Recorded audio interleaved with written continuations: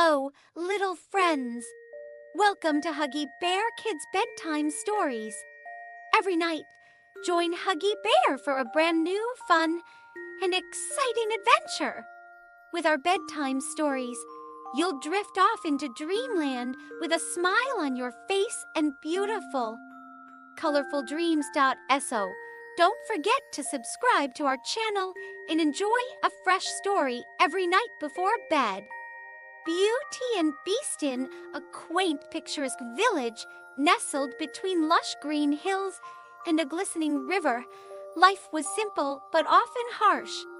The village thrived on farming and trade, with cobblestone streets bustling with vendors selling everything from ripe fruits to handmade trinkets. Amid this vibrant yet modest community lived a humble merchant and his 3 children. The eldest 2 daughters, Clara and Fiona, were known for their beauty, but they carried an air of vanity, dreaming of a life filled with riches and luxury. The youngest, Isabella, whom everyone affectionately called Beauty, was their stark opposite. Beauty's charm wasn't just in her appearance, though her large, expressive eyes and gentle smile often drew admiration. What truly made her beloved was her kind heart, sharp mind, and love for stories. Beauty could often be found sitting by the village fountain, a weathered book in her hands, while children gathered around her to listen to the tales she read aloud. Stories of bravery, magic, and love captivated her imagination, and she dreamed of adventures beyond the borders of her little village. Yet, she was content with her simple life, helping her father manage the household and bringing light wherever she went. Beauty's father, Mr. Robert, was once a prosperous merchant. He traded fine silks, spices, and rare trinkets, earning enough to provide a comfortable life for his family. But fortune is a fickle thing. One stormy night, a merchant ship carrying his most valuable cargo sank into the merciless sea. This loss, compounded by dishonest business partners, left Robert bankrupt. The family was forced to leave their grand home on the hill and move to a small cottage on the outskirts of the village. Clara and Fiona were distraught by the loss of their riches, frequently lamenting their fate and blaming their father for their plight. Beauty, however, adapted quickly. She took joy in the small garden by their cottage, planting flowers and vegetables. She helped her father with chores and even took up weaving to contribute to their meager income. "Don't be sad, father," she often said, her voice like a balm to his weary soul. "We still have each other, and that is more valuable than any treasure." Her optimism was a beacon of hope, even as her sisters grumbled about their situation. One chilly autumn morning, Robert received a letter from an old acquaintance. The letter spoke of an opportunity to recover his losses, an investment waiting for him in a distant city. With renewed hope, Robert prepared for the journey. Though it meant being away from his daughters for weeks before leaving, he asked his daughters what gifts they would like him to bring upon his return. Clara demanded fine dresses, and Fiona requested jeweled combs, their hearts still clinging to their lost wealth. Beauty, however, smiled gently and said, "Father, just bring me a single rose, the loveliest you can find." Her simplicity moved Robert, and he promised to fulfill her wish. During her father's absence, Beauty took on more responsibilities. She rose early to tend to the garden, fed the chickens, and even ventured into the village to sell her woven baskets. Despite her efforts, the family's struggles persisted, and Clara and Fiona grew more resentful. "Why do you always try to be the hero, Beauty?" Clara sneered one evening. "Do you think your little garden and baskets will make us rich again?" Beauty sighed but didn't retaliate. Instead, she focused on her tasks, letting their words wash over her like water over stone. Her days were long and tiring. but at night she found solace in her books. She would read by the flickering light of a single candle, losing herself in tales of enchanted lands and courageous hearts. Weeks turned into months, and Beauty began to worry about her father. One evening, as the family sat in their small, dimly lit kitchen, a messenger arrived with a letter. Robert's shaky handwriting filled the page detailing his failed venture and his journey home. The letter ended with a cryptic note. I have found a strange and wondrous place. I shall bring Beauty her rose, no matter the cost. The words filled Beauty with both joy and unease. Her father was thinking of her even in his hardship. But what was this mysterious place he mentioned? One stormy evening, Robert finally returned. He looked weary, his clothes tattered and his eyes sunken, but he held a single perfect rose in his trembling hand. As Beauty embraced her father, he began to recount his tale. On his way home, he had lost his way in a dense forest and stumbled upon a magnificent, enchanted castle. The castle appeared abandoned, yet a feast had been laid out as if awaiting a guest. I thought it was a blessing, Robert said, his voice heavy with guilt. But when I plucked this rose for you, a terrible beast appeared. He was furious, Beauty, and he demanded a life in exchange for the theft of his flower. The family gasped, and Robert continued, he spared me, but only on the condition that I send one of my daughters to him. Otherwise, he will hunt us all down. The room fell into silence. Clara and Fiona immediately protested, insisting their father must not send any of them. Beauty, however, stepped forward. I will go, father, she said softly. Her sisters stared at her in disbelief, but Beauty's heart was resolute. She had made a promise to herself long ago to protect her family at all costs. The day of Beauty's departure arrived too soon. The morning was cold and gray, mirroring the summer mood in the tiny cottage. Beauty packed a simple bundle with a few belongings, including her favorite book and a locket with her mother's picture. Her father, Robert, would accompany her too. The edge of the forest, where the castle lay hidden. They rode in silence on their old cart. Beauty tried to appear calm, but her heart raced with fear and uncertainty. What kind of creature was this beast? And why would he demand such a strange bargain? She clutched her father's hand tightly when they finally reached the dark, looming trees that marked the forest's entrance. Are you sure about this, my child? Robert asked, his voice cracking. Beauty nodded, forcing a small smile. We must honor our promises, father. It will be all right. Beauty entered the forest alone, her father's tearful face fading behind her.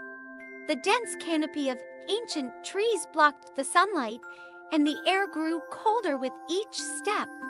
The only sounds were the crunch of leaves under her boots and the distant calls of unseen birds. As she walked, a strange thing happened. A narrow path seemed to form before her, lined with glowing lanterns that flickered like fireflies. Though eerie, it also felt oddly comforting, as if the forest itself were guiding her. After what felt like hours, Beauty emerged into a clearing. Her breath caught as she saw the castle for the first time. The castle was both magnificent and haunting, its towering spires piercing the misty sky. Ivy and roses climbed its stone walls, their vibrant blooms a stark contrast to the castle's dark, imposing facade. The gates creaked open as if by magic, inviting her in. Welcome, Beauty, a deep, rumbling voice echoed. Beauty froze, her heart pounding. She saw no one, but the voice seemed to come from everywhere and nowhere. Taking a deep breath, she stepped through the gates. The inside of the castle was no less extraordinary. golden chandeliers cast a warm glow over marble floors and tapestried walls. But what struck Beauty most was the silence. Despite its grandeur, the castle felt empty, as if it had been waiting for her arrival for centuries. Suddenly, a small candlestick with a glowing flame hopped onto the table before her. "Ah, you must be Beauty," it exclaimed in a cheerful tone. Beauty gasped but managed to stammer. "Why, you can talk?" "Indeed. Welcome to the castle. Don't worry, the master won't harm you, well, not if you follow the rules." The candlestick, introducing itself as Lumi Ray, was soon joined by other enchanted objects: a clock named Cogsworth, a teapot named Mrs. Potts, and her lively son, Chip, a teacup. They bustled around Beauty, guiding her to a lavish guest room and assuring her that she would be well cared for. That evening, as Beauty dined alone in a grand hall, the air grew heavy with tension. She sensed a presence before she saw him. From the shadows emerged the beast. He was monstrous, his fur dark as night, his eyes a piercing gold, and his towering figure both fearsome and regal. Beauty's hands trembled as he approached, but she held her ground. "You are the one who agreed to take your father's place." The beast growled, his voice like thunder. "Yes," Beauty said, her voice quivering but steady. "I am here to honor his promise." The beast studied her for a long moment, then nodded. "Very well. You will stay here forever? You may roam the castle, but you must never enter the West Wing. Do you understand?" Beauty nodded. Though curiosity flickered in her eyes at the mention of the Forbidden Wing, days turned into weeks, and Beauty began to explore the castle. Though her initial fear of the beast lingered, she found herself more intrigued by his strange, sorrowful demeanor. He rarely spoke to her, watching her from a distance as if battling some internal conflict. The enchanted objects became her companions, filling her days with warmth and laughter. Mrs. Potts would serve her tea by the roaring fireplace, while Lumiray entertained her with stories of the castle's past. One stormy evening, as rain lashed against the castle windows, Beauty's curiosity got the better of her.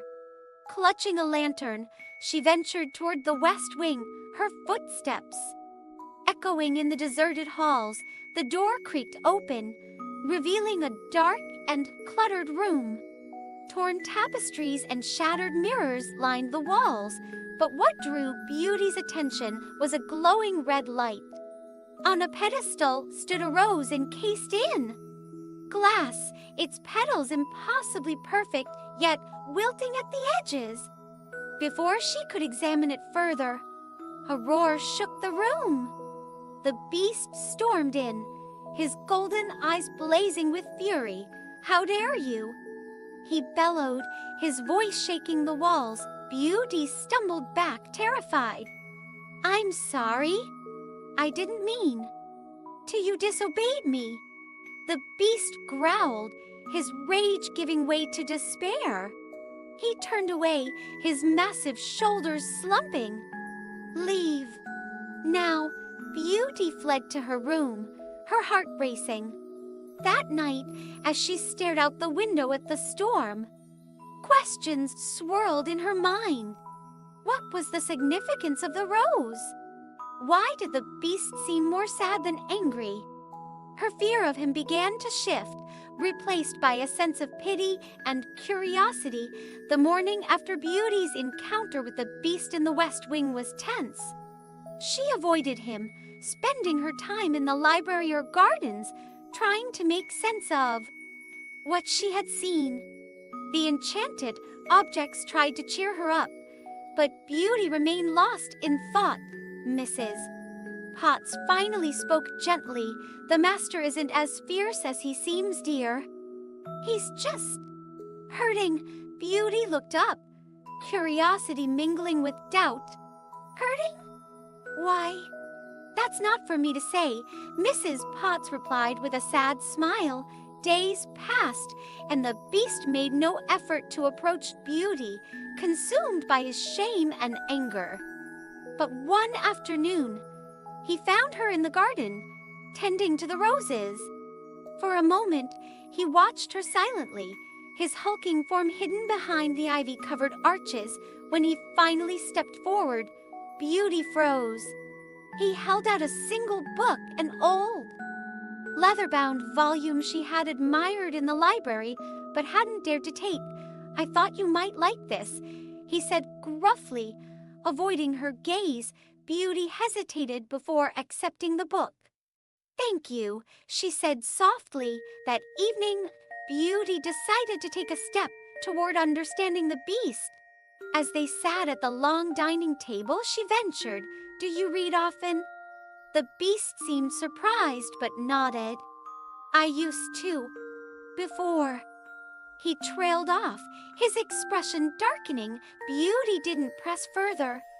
Instead, she began to talk about her favorite stories, sharing her love for adventure and heroes who overcame impossible odds.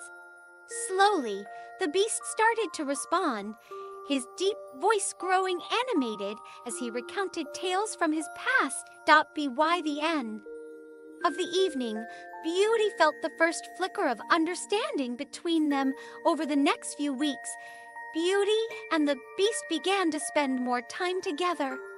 They walked in the gardens, where the beast surprised her by naming every flower and recounting how the enchanted roses had once been the pride of the castle. In the evenings, they played chess or sat by the fire, talking about everything from philosophy to the stars. The beast's sharp mind and surprising sense of humor began to shine through, and Beauty found herself looking forward to their conversations. The beast, in turn, was captivated by Beauty's courage and kindness. Her presence began to soothe the storm of anger and despair that had consumed him for so long. One day, while exploring the grounds together, they stumbled upon a frightened bird with a broken wing. Beauty knelt to cradle the creature gently, her touch careful and soothing. "It's hurt," she said, looking up at the beast. "We have to help it." The beast hesitated. His massive claws seemed incapable of such delicate work, but Beauty guided him, showing him how to create a makeshift splint from twigs and fabric. "See?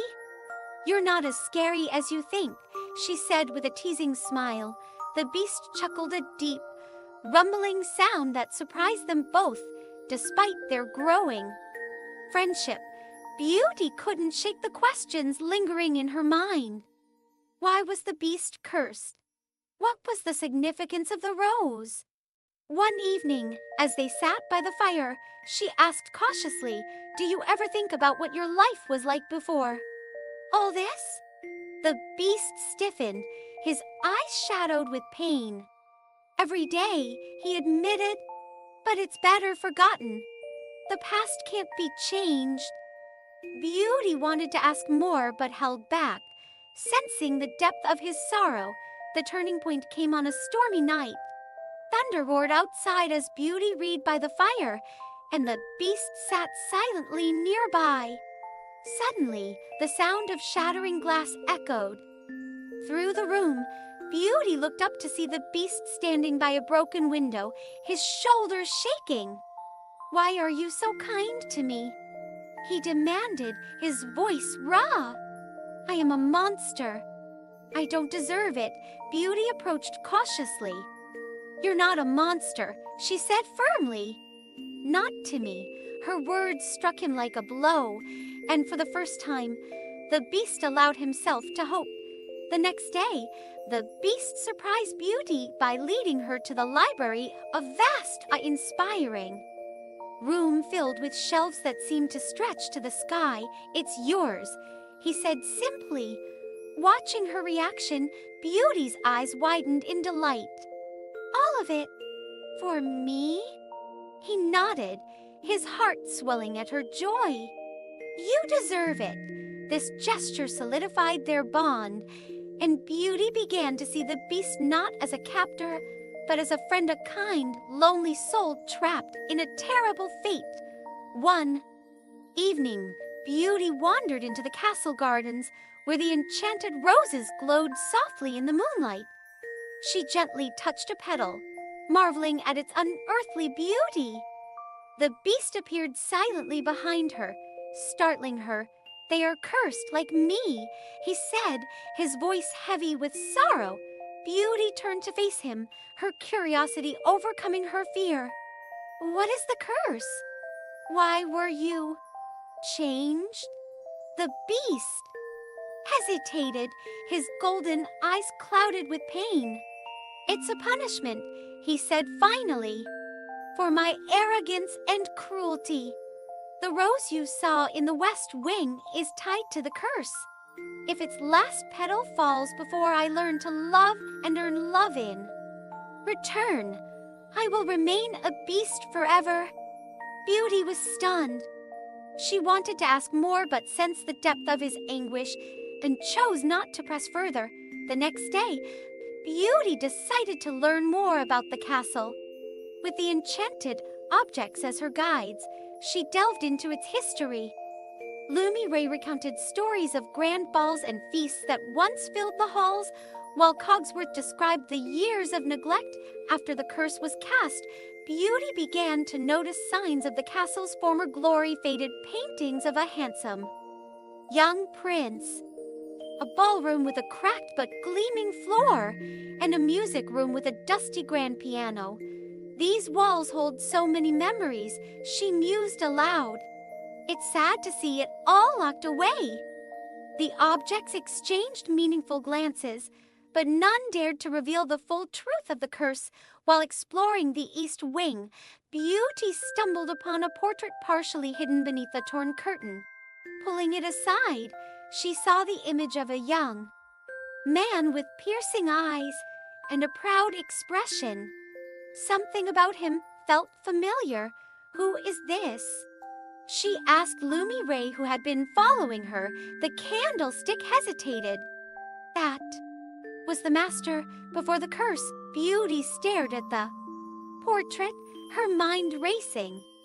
She couldn't reconcile the proud figure in the painting with the sorrowful beast. She had come to know. That evening, the beast brought Beauty a magical mirror.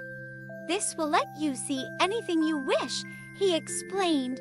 Beauty hesitated before asking, "Why would you give me this?" The beast looked away. "Because I trust you." Testing the mirror, Beauty saw her father in their small cottage, sitting by the fire with a worried expression. Tears filled her eyes. "I miss him," she whispered. The beast's expression softened. "You can visit him if you wish over time." The beast began to open up to Beauty about his past.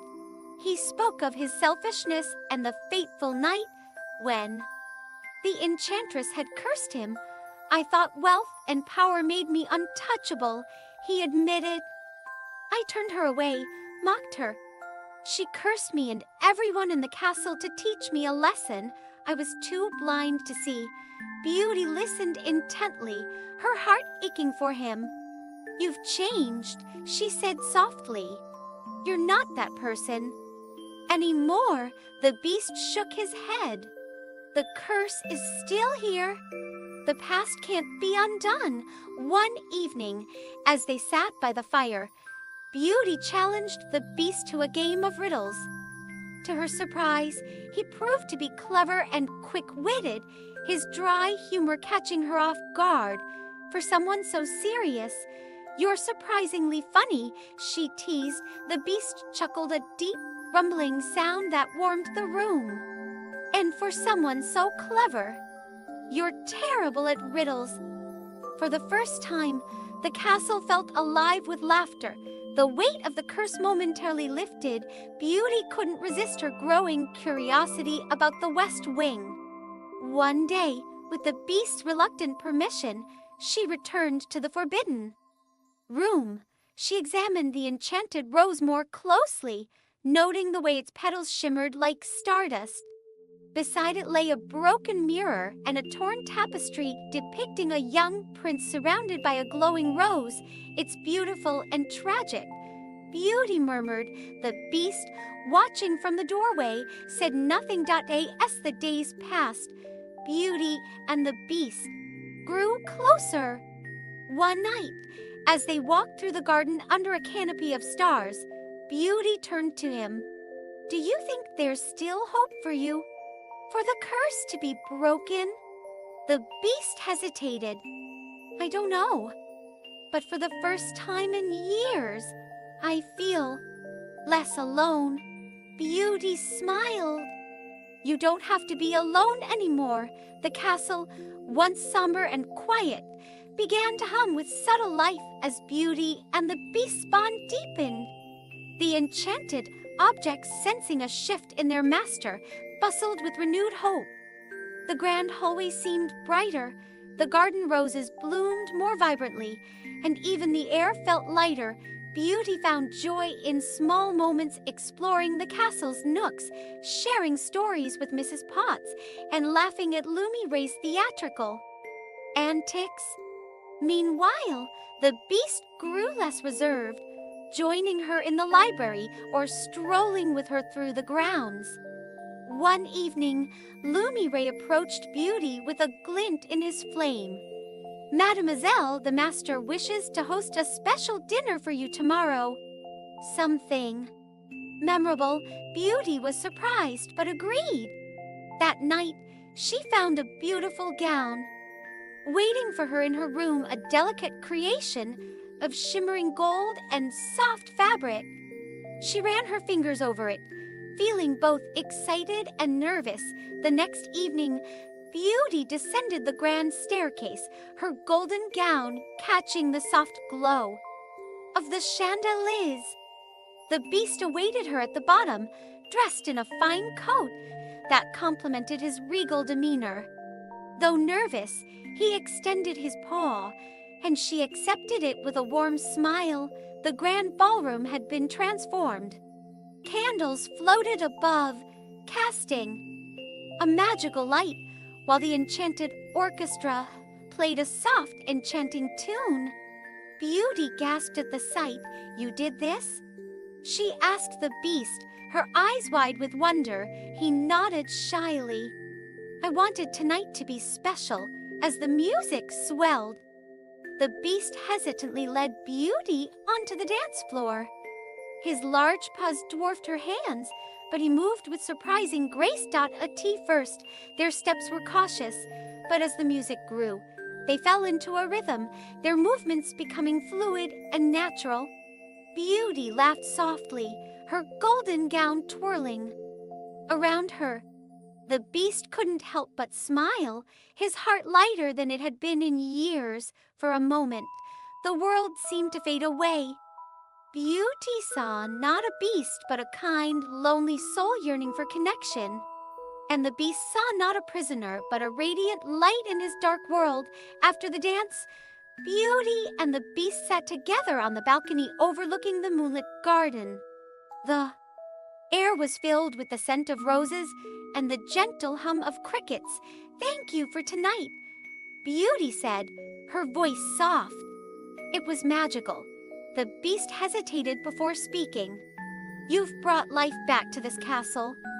To me. I don't deserve your kindness, but I'm grateful for it." Beauty smiled, touched by his vulnerability. "You're not as bad as you think you are." As the days passed, the bond between Beauty and the beast grew deeper. They spent hours in the library reading and debating stories, or walked through the forest where the beast showed her hidden trails and magical creatures. One afternoon, Beauty found herself staring at the beast as he gently fed a family of birds in the garden. Her heart stirred with an emotion she hadn't expected, something warm and tender. She realized she no longer saw him as a monster, but as a kind and complex individual. One evening, Beauty asked the beast to show her the enchanted rose again. Together, They stood before it in the west wing. "It's beautiful," Beauty said, her voice filled with awe. "But so fragile," the beast nodded.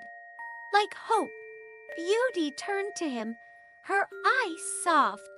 "Hope can be stronger than you think. Sometimes it just needs someone to believe in it." Her words lingered with the beast long after she left the room. The beast's transformation wasn't just emotional. As he spent more time with Beauty, his harsh demeanor softened. He no longer roared in anger or sulked in despair. Instead, he showed patience, gentleness, and even humor. The enchanted objects noticed the change and whispered among themselves. "Could it be?"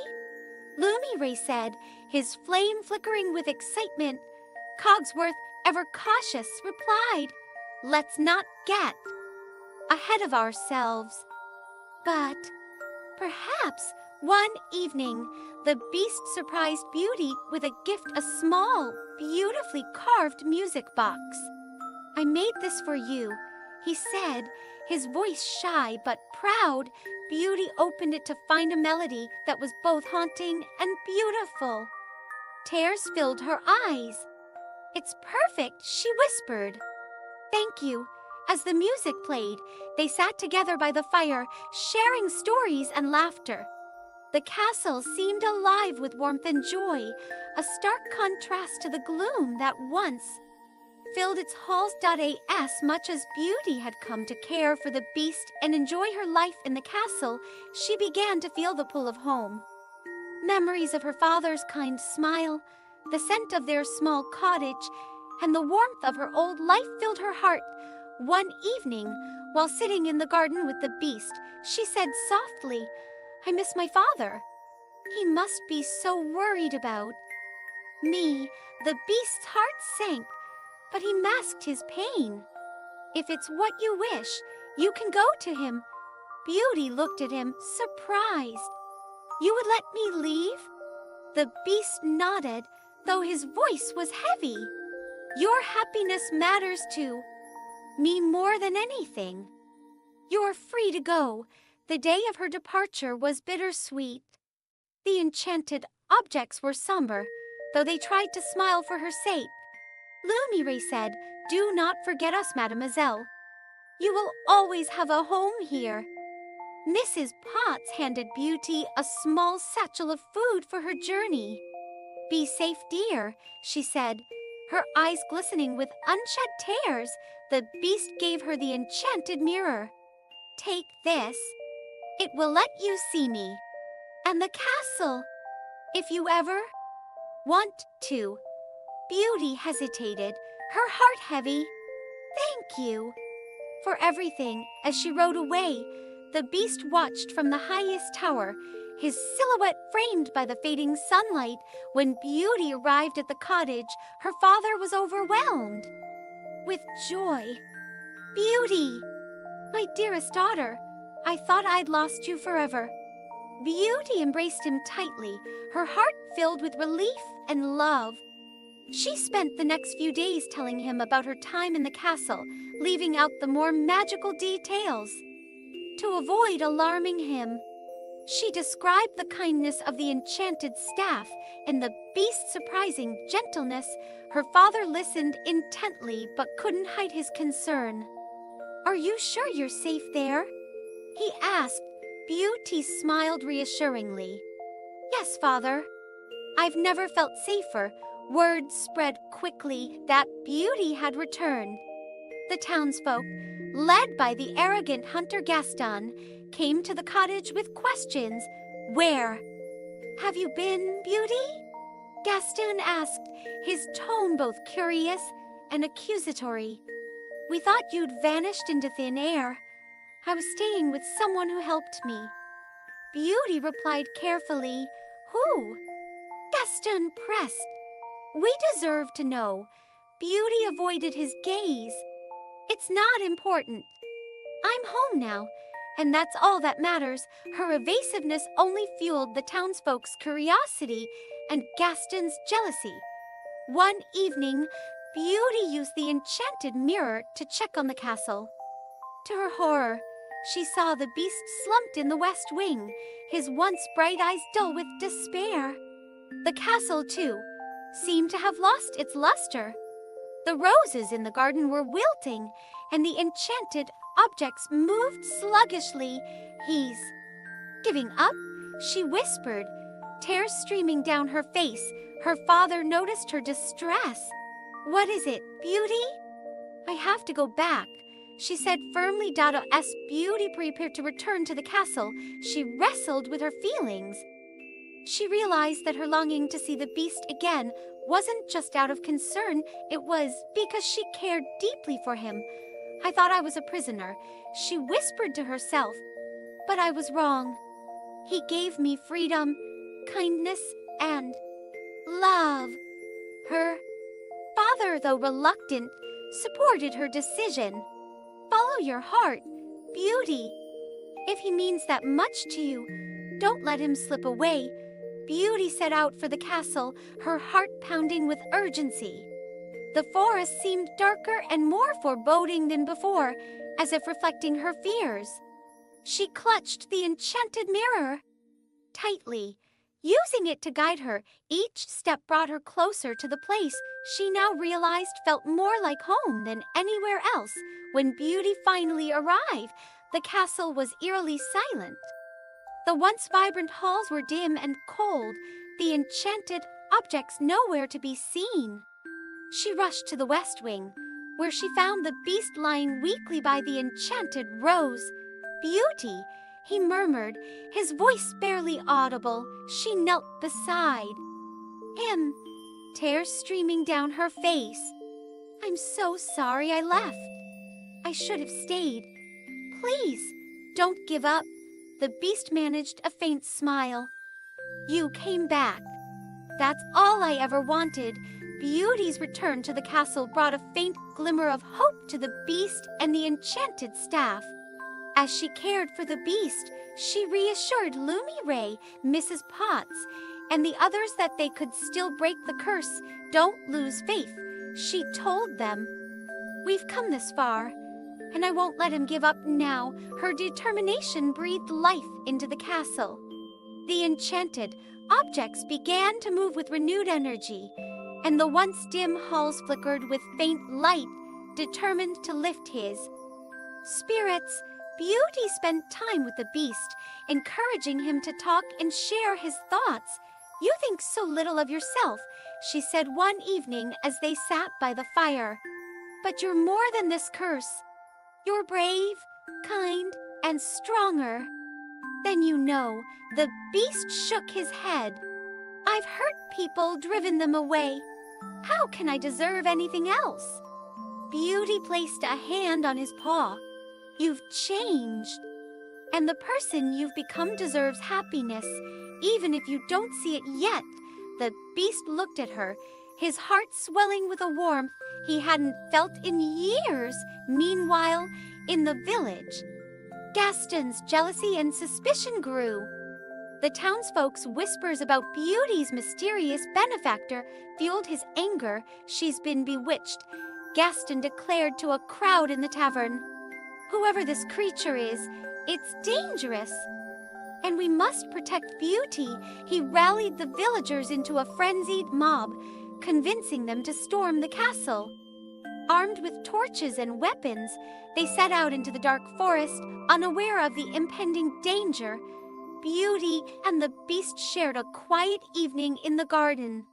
The beast showed her a hidden corner filled with night-blooming flowers that glowed softly in the moonlight.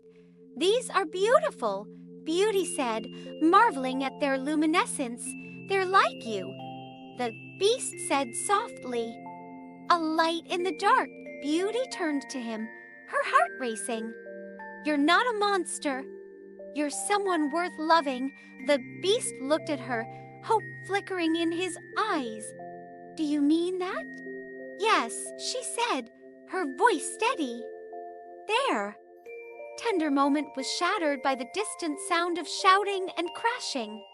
The mob had arrived, their torches lighting up the castle's gates. "Stay here," the beast told Beauty, his protective instincts taking over. "No, I won't let you face them alone," she insisted. The enchanted objects sprang into action, devising clever ways to defend the castle. Lumi Ray lit up torches to confuse the attackers, Cogsworth created diversions, and Mrs. Potts doused flames with boiling tea, but Gaston was relentless. He pushed through the chaos, determined to confront the beast. Gaston cornered the beast on a high tower, where they fought fiercely. Though the beast had the strength to overpower Gaston, he hesitated. "Why don't you fight me?" Gaston taunted. "I'm not the monster you think I am," the beast replied, his voice filled with sorrow. Seizing the opportunity, Gaston struck a cruel blow, gravely injuring the beast. Before he could deliver the final strike, Beauty appeared, pleading with him to stop. "Gaston, you don't understand," she cried. "He's not a threat." But Gaston's anger blinded him. He lunged at the beast again, but in his fury, he lost his footing and fell from the tower into the dark abyss below. Beauty rushed to the beast's side, her tears falling onto his fur.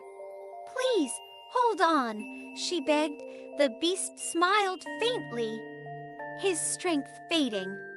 "You came back," he whispered. "That's all that matters." "No," Beauty cried. "You can't leave me. I love you." As the words left her lips, the enchanted rose in the west wing began to glow with a brilliant light. Its petals stopped falling, and the magic spread throughout the castle. A golden light enveloped the beast, lifting him into the air. Beauty shielded her eyes as the magic swirled around him. When the light faded, she saw not the beast, but a young man with familiar golden eyes standing before her. "Is it really you?" she asked, her voice trembling. The man stepped closer, his expression filled with wonder. "It's me. Because of you." Beauty embraced him, tears of joy streaming down her face. As the curse broke, the castle transformed. Its walls gleamed, the gardens flourished, and the enchanted objects returned to their human forms. Lumi Ray, Mrs. Potts, and the others rejoiced, thanking Beauty for her courage and love. The prince took her hand, his eyes filled with gratitude. "You've given me a second chance. I'll spend the rest of my life proving myself worthy of you." The first light of dawn illuminated the now restored castle. The once gloomy halls shone with vibrancy, the gardens were alive with colors, and the sounds of joy echoed through every corner. Beauty and the prince stood together on the castle's balcony, watching the sunrise.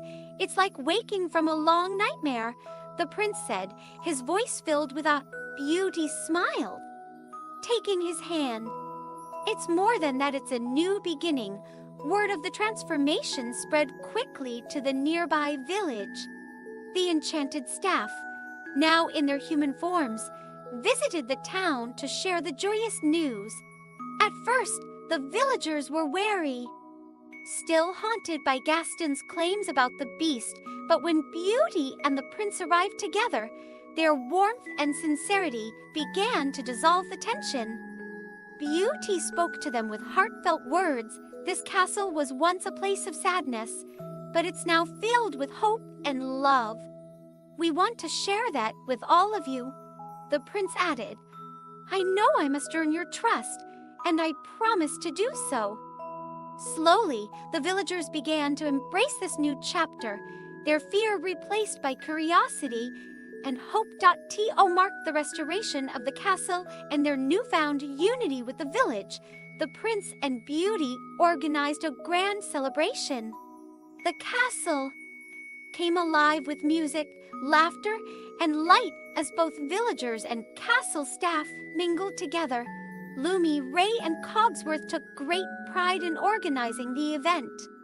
the finest feast the kingdom has ever seen," Lumi Ray declared while Cogsworth fussed over every detail. Mrs. Potts and Chip delighted the children with magical tea tricks, while Belle charmed everyone with her stories of the castles. Wonders.S Beauty and the prince worked together to restore harmony. Their bond deepened. They shared quiet moments in the library, planned ways to help the village, and dreamed of the future. One evening, Beauty found the prince in the West Wing, gazing at the now empty case where the enchanted rose had once stood. "What are you thinking about?"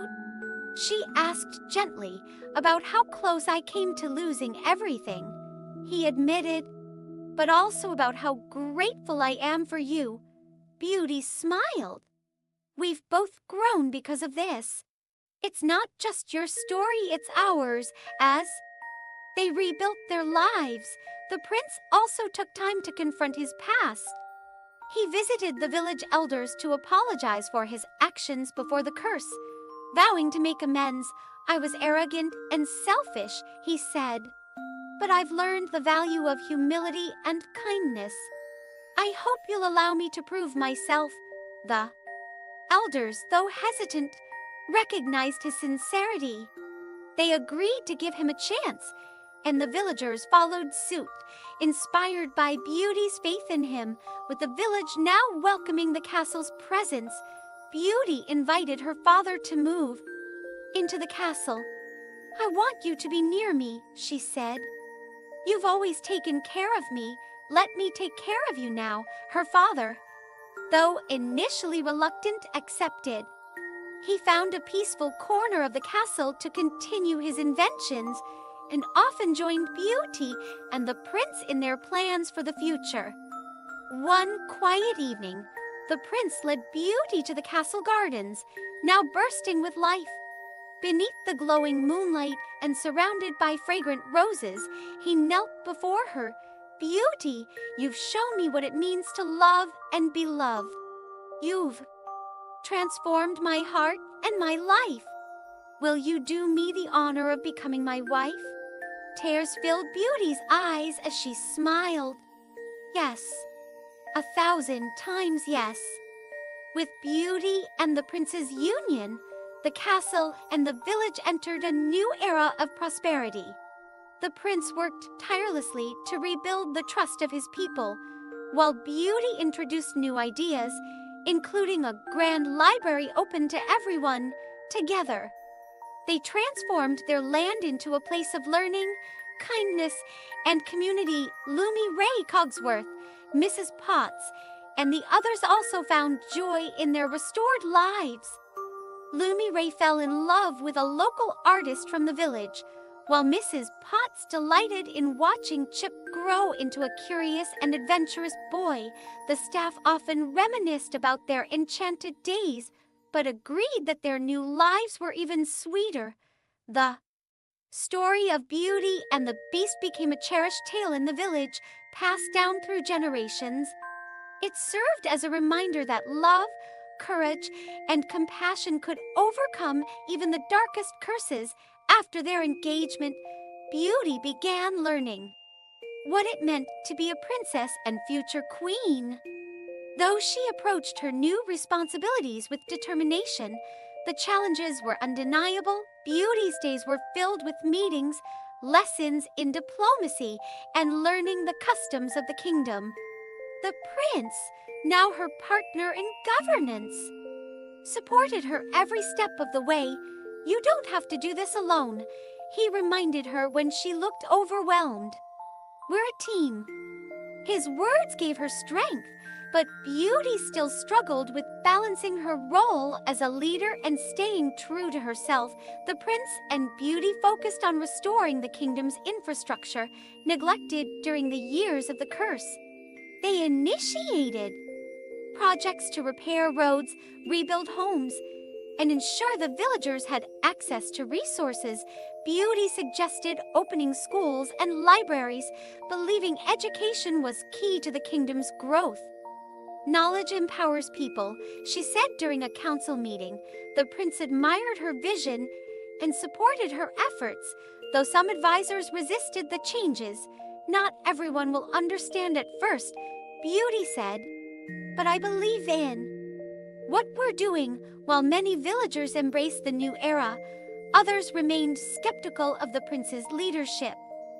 Some whispered about his past mistakes, and others doubted Beauty's ability to lead. During a town gathering, a villager stood up and asked bluntly, "How can we trust a man who once turned his back on us?" The prince responded with humility, "I understand your doubts. My past actions hurt many, but I've learned from my mistakes. All I ask is the chance to prove I can be a better man and a better leader."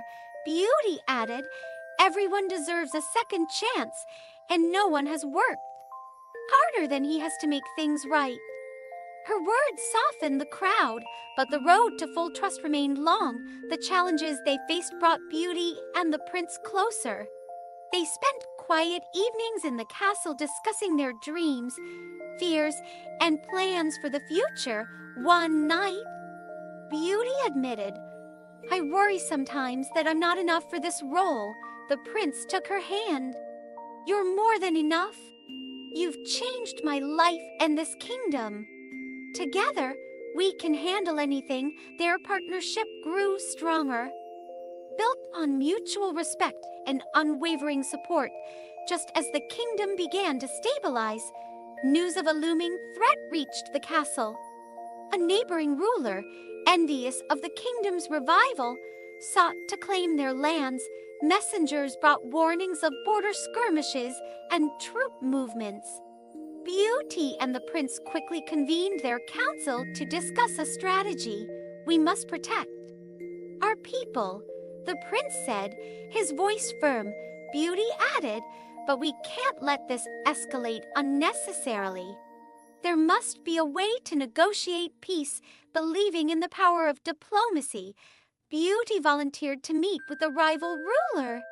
Though the prince was reluctant to let her go, he trusted her judgment.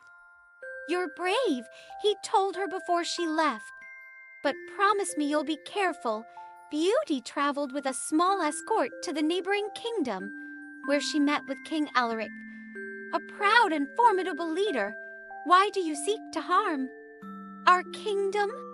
she asked during their tense meeting. "We have no desire for conflict." King Alaric, initially dismissive, was struck by Beauty's sincerity and intelligence. Over several days of negotiations, she persuaded him to consider a treaty instead of war.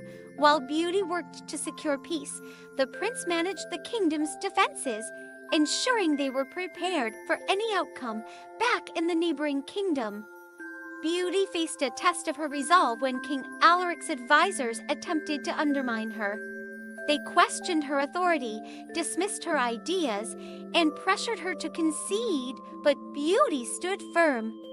"I represent a kingdom that values its people above all else. If you can't see the strength in that, then you underestimate us." Her courage impressed King Alaric, who agreed to sign a treaty, ending the threat of conflict. Beauty's successful negotiation was met with celebration in her kingdom. The villagers, once skeptical of her leadership, now saw her as a true queen. "You've done more than I ever imagined," the prince told her as they stood before a cheering crowd. "You've brought hope to this kingdom." Beauty smiled, her heart full.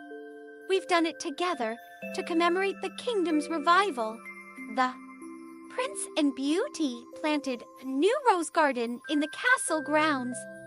The roses, a symbol of their journey, reminded everyone of the power of love, courage, and redemption. Beauty looked at the flourishing garden and whispered, "This is just the beginning." The prince nodded, taking her hand, "And we'll face whatever comes together." The grand wedding day finally arrived, symbolizing the unity of the kingdom and the love that had overcome so many trials. The castle and the village worked together to create a celebration unlike any other. Beauty's dress was a masterpiece, woven with threads of gold and adorned with roses, a tribute to the enchanted flower that had brought them together. The prince wore royal attire that reflected his transformed heart, a blend of elegance and humility. Dada's beauty walked down the aisle. The villagers and castle staff watched with tears of joy. The enchanted objects, now in human form, held positions of honor, each playing a role in the ceremony. "I never thought I'd live to see this day," Mrs. Potts whispered, holding Chip close. The vows exchanged were simple yet profound. "You've shown me the beauty in life and taught me the meaning of love," the prince said, "and you've shown me that true strength lies in kindness and forgiveness," Beauty replied. As they were pronounced husband and wife, cheers erupted, and the kingdom rejoiced in a moment that would be remembered forever. After the wedding, Beauty and the prince embarked on a journey across their kingdom and beyond. Wanting to learn more about the lands and the people they now served, they visited distant villages, listened to stories, and shared their own. Beauty delighted in discovering new books and tales, while the prince marveled at the diversity and resilience of his people. Their journey was not just a honeymoon, but also a way to deepen their connection with the kingdom. Wherever they went, they left behind a trail of goodwill and hope. Returning to the castle, Beauty and the prince set about creating new policies that would ensure the prosperity and well-being of their kingdom. They opened more schools, built hospitals, and introduced trade with neighboring lands, including King Alaric's kingdom. Now a trusted ally, Beauty's passion for education inspired the creation of a grand library open to all, where villagers could learn and share knowledge freely. "Knowledge is the foundation of a strong and united kingdom," she often said. The prince focused on ensuring that every citizen felt valued, visiting even the most remote parts of the kingdom to hear their concerns and ideas. Even in their happiness, Beauty and the prince faced moments of doubt and struggle. Balancing their roles as rulers and partners was not always easy. One evening, after a long day of council meetings, Beauty admitted, "Sometimes I wonder if I'm doing enough." The prince took her hands. "You've already done more than anyone could ask for. And we're in this together, remember?" Their ability to communicate and support each other became the cornerstone of their success, proving that love was their greatest strength. Years later, the kingdom celebrated the birth of Beauty and the prince's first child, a daughter. The event brought the villagers and castle staff together in joy once more. The child, named Rose in honor of the enchanted flower, became a symbol of hope and renewal for the kingdom. Beauty and the prince vowed to raise her with the values of kindness, courage, and humility. "Will she know the story of the curse?" Lumi Ray asked one day. "She will," Beauty replied. "She'll know how love broke it and how it shaped the kingdom she'll one day lead." Lumi Ray Cogsworth, Mrs. Potts, and the others remained cherished members of the castle. They took on new roles, mentoring the younger generation and sharing their wisdom. Chip, now a young man, often visited the village and the castle, bridging the gap between the two worlds. His adventures and mischief brought laughter to everyone around him. The former enchanted staff became legends in their own right. Their stories intertwined with the kingdom's history. Under Beauty and the prince's leadership, the kingdom flourished. The people lived in harmony, and the once divided castle and village became a unified community. The gardens surrounding the castle, especially the Rose Garden, became a symbol of peace and prosperity. Visitors from far and wide came to see the blooming roses and hear the tale of Beauty and the Beast. As Beauty and the prince grew older, they often reflected on their journey. Sitting in the library or walking through the gardens, they marveled at how far they had come. Our story began with a curse, the prince said one evening, but it became something so much more. Beauty nodded, her eyes filled with love. It's a story of hope, redemption, and the power of love. They ensured that their tale was recorded and passed down, a reminder to future generations that no matter how dark the night, the dawn would always come. As the years passed, Beauty and the prince continued to lead with grace and wisdom, their love unshaken by time. Their story became a beacon of light for all who heard it, a reminder that true beauty lies within, and that love has the power to heal even the deepest wounds. When their time on earth came to an end, their legacy endured, living on in the hearts of their people and the pages of history. The castle remained a place of wonder and magic, its doors open to all who sought knowledge, kindness, and hope. And the roses in the garden bloomed forevermore, a testament to the love that had transformed a beast and a beauty into legends.